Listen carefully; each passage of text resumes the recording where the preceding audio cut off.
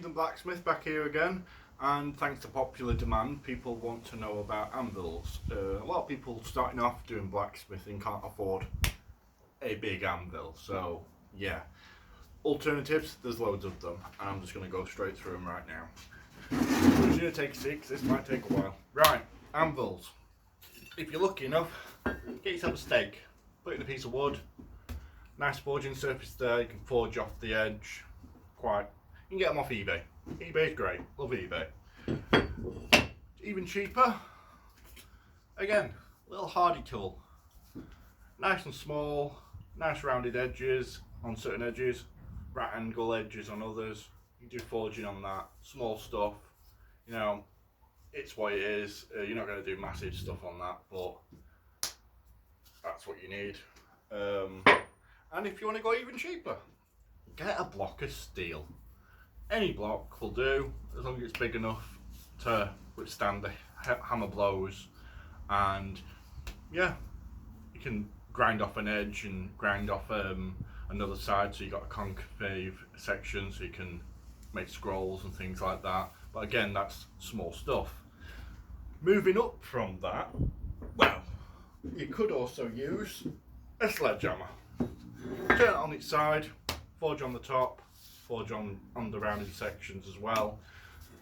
Don't forge right on top. I've seen people do it, it works for certain people, but don't forge directly on the thing because it is hardened, and there is a chance of the hammer you're using shattering because that is hardened.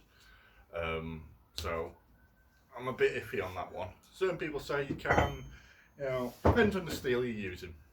Right, if you want to move up, get yourself a bit of railway track. Brilliant stuff, scrapyards everywhere, they do it. Amazing stuff. This one I did make. Made it in college. I rounded off one end, popped the acetylene torch, cut it first, then ground it smooth. I put a Pritchell hole in and I put a hardy hole in to put tools in.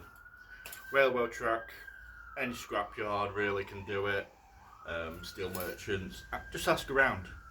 Even ask National Railway if you really want to go that far. But I started mainly with this, and then I moved up when I finally got an actual anvil, which is the one it's resting on. My primary anvil is a 200 weight Brooks anvil, London pattern design.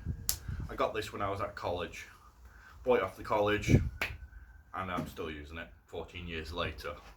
It's a wonderful piece of kit. Bit of damage on the edge, but I'm not so fussed about that.